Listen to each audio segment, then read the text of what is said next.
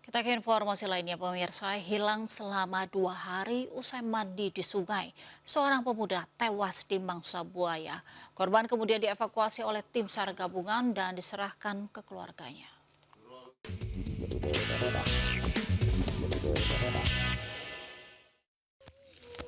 Sini dulu. Sini dulu.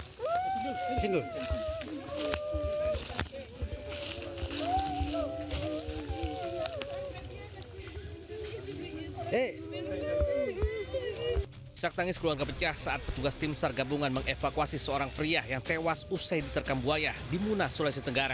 Korban sebelumnya dilaporkan hilang usai mandi di Sungai Powahara. Setelah 2 hari pencarian, korban ditemukan tewas di mulut buaya sepanjang 2 meter, sekitar 500 meter dari lokasi terakhir diketahui.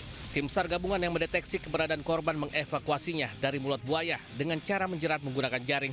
Dalam setahun terakhir, 2 warga telah menjadi korban dan tewas setelah dimangsa buaya di sungai yang sama.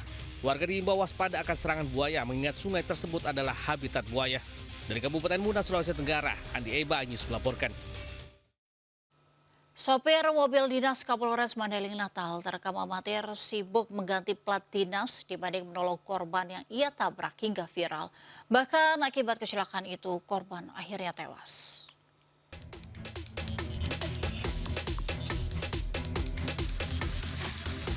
Seorang anggota polisi Bribda AK terekam saat sibuk mengganti plat nopol mobil dinas milik Kapolres Mandailing Natal usai terlibat kecelakaan dengan pelajar pemotor. Ironisnya, ia nampak tak memperdulikan korban yang sudah tergeletak tak berdaya. Video rekaman ini pun viral dan mengundang kecaman warganet. Pihak Polres Mandailing Natal berkilah jika video yang beredar hanya potongan dari kejadian sebenarnya. Menurut polisi, usai kecelakaan Bribda AK langsung menghubungi rumah sakit untuk dikirimkan ambulans.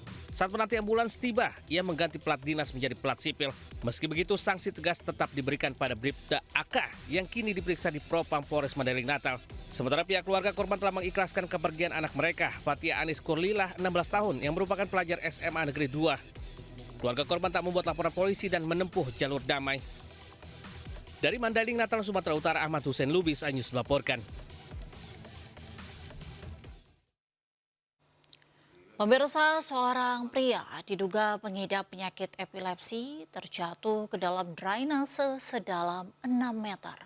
Gelapnya lokasi korban terjatuh sempat menyulitkan petugas damkar untuk melakukan evakuasi. Di motor ada.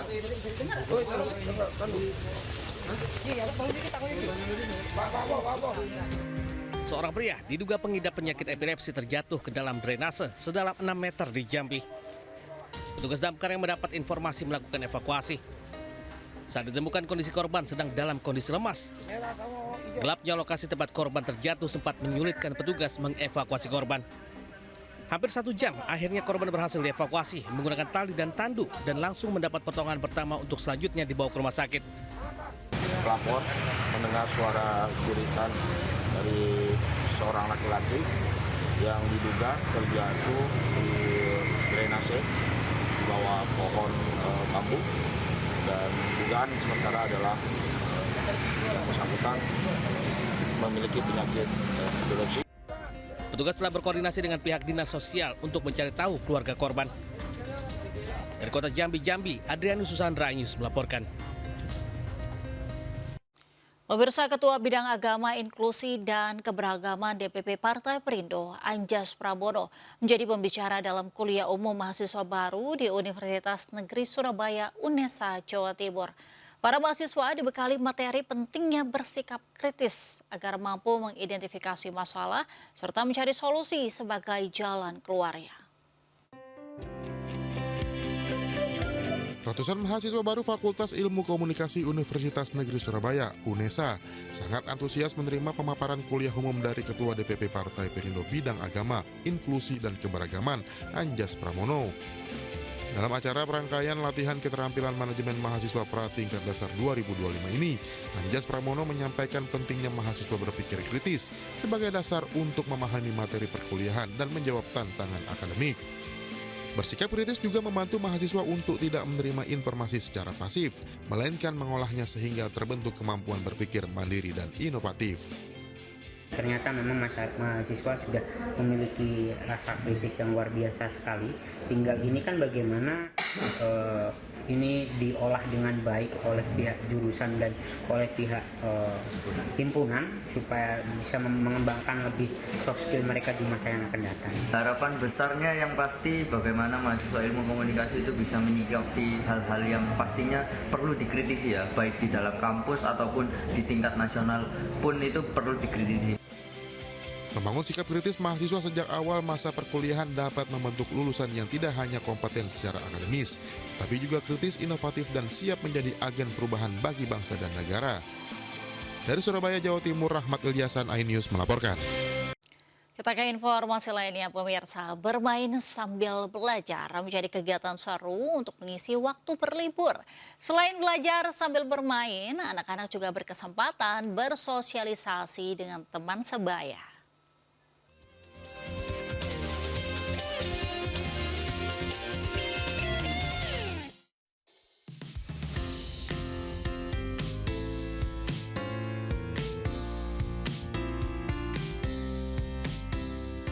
Wahana permainan anak kini semakin inovatif, tak hanya menarik tapi juga mendidik.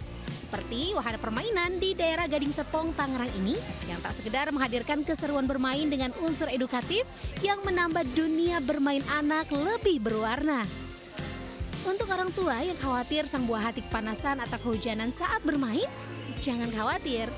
Temtam Edutainment, wahana permainan anak indoor yang didesain sangat ideal dengan konsep yang nyaman.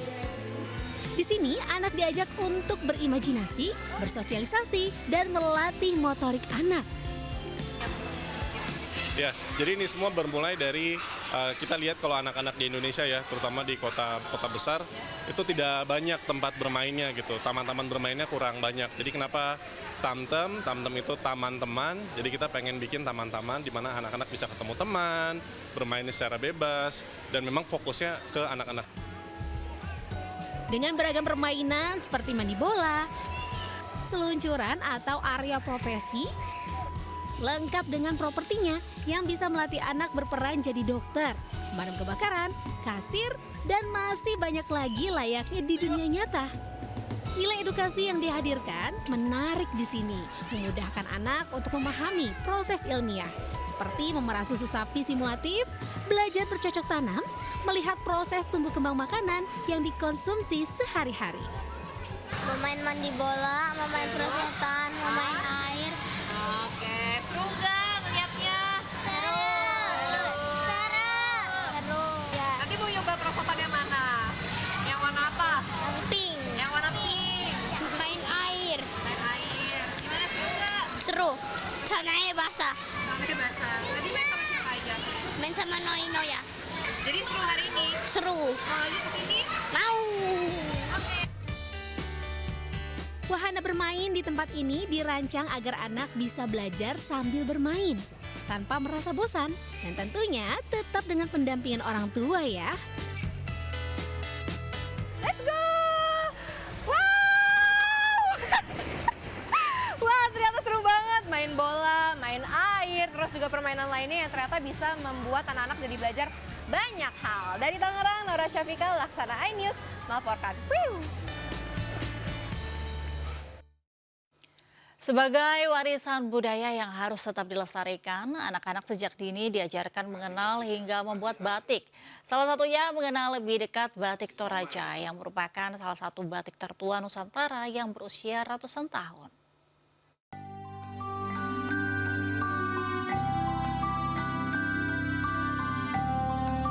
Ratusan siswa-siswi antusias mengenal lebih dalam sejarah beragam batik Toraja sebagai salah satu bentuk batik tertua Nusantara yang berusia ratusan tahun.